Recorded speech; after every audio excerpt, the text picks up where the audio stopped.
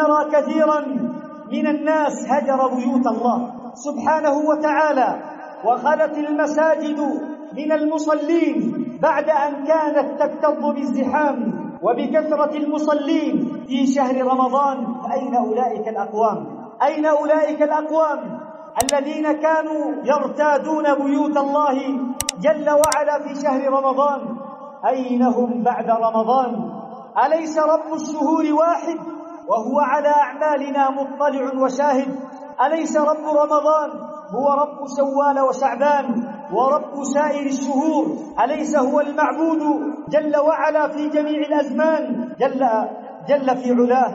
فما بال كثير من الناس لا يعرفون ربهم إلا في شهر رمضان؟ قال بعض السلف: بئس القوم قوم لا يعرفون الله إلا في رمضان. بئس القوم أولئك القوم الذين لا يعرفون ربهم إلا في شهر رمضان، فإذا ذهب رمضان عادوا إلى ما كانوا عليه قبل شهر رمضان من ترك الطاعات والتلبس بالمعاصي والمحرمات.